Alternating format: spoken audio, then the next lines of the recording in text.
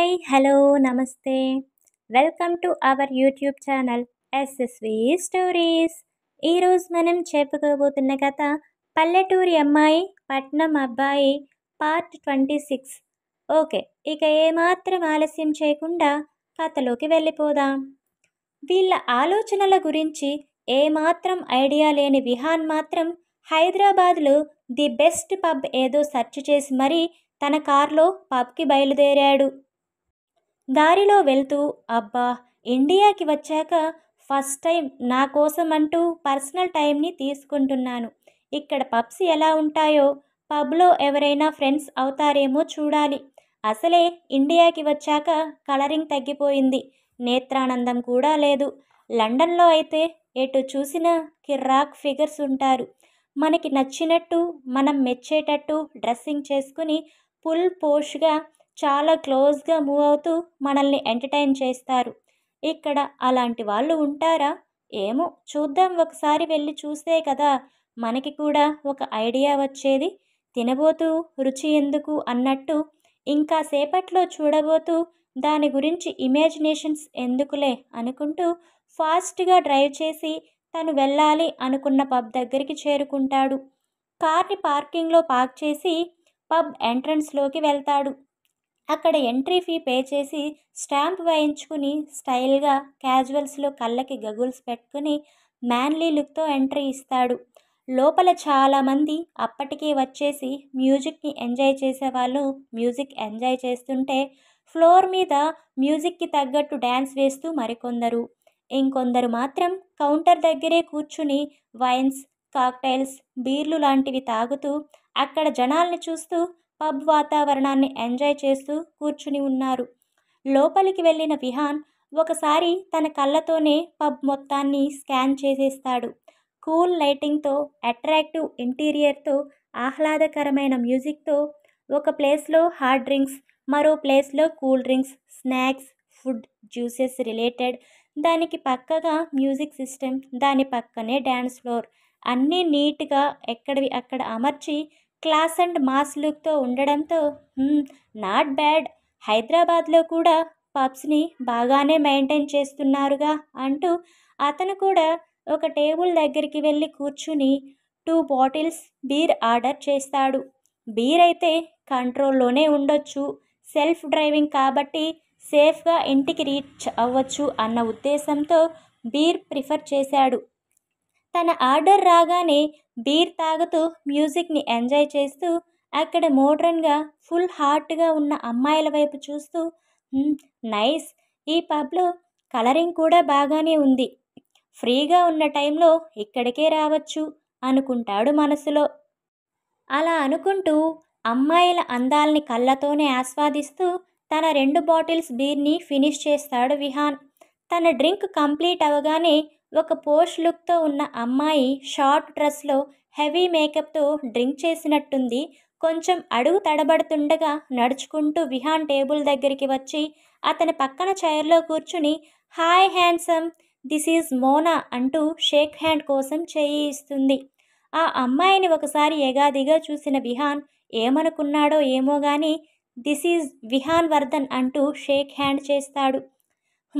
Nice name, your looking like A hero, ఇంత హ్యాండ్సమ్గా ఎలా పుట్టావోయ్ అంటూ విహాన్ మజిల్స్ టచ్ చేస్తూ సో స్ట్రాంగ్ మ్యాన్, అయినా పబ్కి ఒక్కడవే వచ్చినట్టున్నావు, గర్ల్ ఫ్రెండ్స్ లేరా అని ఒక రకంగా చూస్తూ అడిగింది దట్ మోనా. గర్ల్ ఫ్రెండ్స్ ఉన్నారు, బట్ ఇక్కడ కాదు, వాళ్ళంతా లండన్లో ఉన్నారు అని చెప్తాడు విహాన్ యాటిట్యూడ్గా. ఓ, అంటే నువ్వు ఫారిన్ రిటర్నా డార్లింగ్ అంటూ విహాన్ బుగ్గ మీద ముద్దు పెట్టి ఈ రోజుకి నన్నే నీ గర్ల్ ఫ్రెండ్ అనుకో, లెట్స్ డూ డ్యాన్స్ అంటూ తన చెయ్యి ముందుకు చాపుతుంది మోనా. విహాన్ అక్కడికి వచ్చిందే ఎంజాయ్ చేయడానికి, సో కోరి వచ్చిన ఆఫర్ని కాదనడం ఎందుకు అనుకున్నాడో ఏమో. ఆమె చెయ్యి పట్టుకుని డ్యాన్స్ ఫ్లోర్ మీదకి వెళ్ళి తనతో కలిసి మ్యూజిక్కి తగ్గట్టు చాలాసేపు డ్యాన్స్ వేస్తాడు. చాలాసేపు గడిచిపోయాక హే, ఇంక నా వల్ల కాదు, ఐఆమ్ టైర్డ్ అంటూ విహాన్తో కలిసి డ్యాన్స్ ఫ్లోర్ దిగి పక్కకి వెళ్తూ మిస్టర్ విహాన్, నన్ను నీ గర్ల్ ఫ్రెండ్లా ఫీల్ అయ్యి డ్యాన్స్ వేశావు, ఇప్పుడు అలానే ఫీల్ అయ్యి నైట్ అవుట్ చేద్దామా అంటూ కన్ను కొట్టి మరీ బంపర్ ఆఫర్ ఇస్తుంది మోనా. విహాన్ కిల్లింగ్ స్మైల్ ఇస్తూ not no miss Mona, better luck next time అని కూల్గా చెప్పి ఆమె ఫీలింగ్స్ కూడా పట్టించుకోకుండా ఆమెని అక్కడే వదిలేసి మరో సైడ్ వెళ్ళి అక్కడున్న అమ్మాయిలతో కాసేపు టైంపాస్ చేసి అప్పటికే లేట్ నైట్ అయిపోవడంతో తెల్లారి మళ్ళీ ఆఫీస్కి వెళ్ళాలి అనుకుంటూ ఇంటికి వెళ్ళిపోతాడు. మరుసటి రోజు విహాన్ టిఫిన్ తినేసి ఆఫీస్కి వెళ్ళిపోయాక, జాను ఏం నిర్ణయించుకున్నావు? నాతో నువ్వు కూడా వస్తున్నావా, లేదంటే నన్ను ఒక్కడినే వెళ్ళి రమ్మంటావా అని అడిగారు రఘురామ్ గారు. ముందు మిమ్మల్ని ఒక్కరినే పంపిద్దాం అనుకున్నాను, కానీ నేను మా పుట్టింటికి వెళ్ళి చాలా నెలలు దాటిపోయింది కదా, అందుకే మీతో పాటు నేను కూడా వస్తే ఒకసారి మా ఊరిని, నేను పుట్టి పెరిగిన ఇంటిని, నా వాళ్ళందరినీ నా కళ్ళతో చూసుకోవచ్చు కదా అనిపించింది. కనుక ఇద్దరం కలిసే వెళ్దాం అని చెప్తారు జానకి గారు. ఓహ్ అలా అంటావా, సరే సరే నీ ఇష్టం, ఇంక బయలుదేరదామా?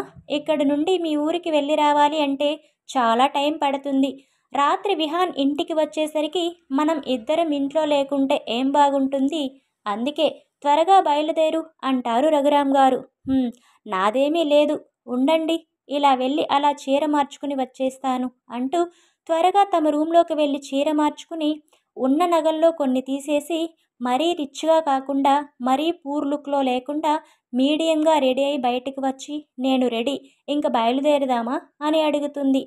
రెడీ అయి వచ్చిన జానకి గారిని ఒకసారి పైనుండి కిందకి చూసిన రఘురామ్ గారు, టోటల్ లుక్నే మార్చేశావు కదా, ఎక్కడ ఎలా ఉండాలో ఎక్కడికి ఎలా వెళ్ళాలో నిన్ను చూసి నేర్చుకోవాలి జాను, రోజు కంటే కూడా ఇలా ఇంకా అందంగా ఉన్నావనుకో అంటూ జానకి గారి బొగ్గ గిల్లి ముద్దు పెట్టుకుంటారు. ఆయన చేసిన పనికి ఒకవైపు సిగ్గుపడుతూనే, చాలే మీ వేషాలు, ఇంట్లో పనివాళ్ళు ఎవరైనా మనల్ని ఇలా చూశారంటే కొడుక్కి పెళ్లి చేయాల్సిన వయసులో అది వదిలేసి వీళ్ళు సరసాలు ఆడుకుంటున్నారు అని నవ్విపోతారు అంటూ చిరుకోపం నటిస్తారు జానకి గారు. ఎంత వయసు వచ్చినా నువ్వు నా భార్యవి కాదా ఏంటి? నా భార్యతో నేను ఏ వయసులో అయినా సరసాలు ఆడుకోవచ్చు, నా జాను అంత అందంగా ఉంటుంది మరి, ఇన్ అండ్ అవుట్ అని నవ్వుతూ చెప్తారు రఘురామ్ గారు. ఎక్కువైంది కానీ పదండి అంటూ నవ్వుతూ బయటికి వెళ్తారు జానకి గారు. ఆమె వెనకే వెళ్ళిన రఘురామ్ గారు కార్ స్టార్ట్ చేయగా అక్కడే ఉన్న డ్రైవర్ని, నేను పెట్టమన్నవి అన్నీ పెట్టావుగా అని అడిగారు జానకి గారు. హా, అన్నీ పెట్టేశానమ్మగారు అనడంతో, సరే ఇల్లు జాగ్రత్త అని చెప్పి వెళ్ళి కారులో కూర్చోగా రఘురామ్ గారు కార్ని ముందుకు పోనిస్తారు. కొన్ని గంటల ప్రయాణం తరువాత కార్ మెయిన్ రోడ్డు నుండి మట్టి రోడ్డు వైపు వెళ్తుంది.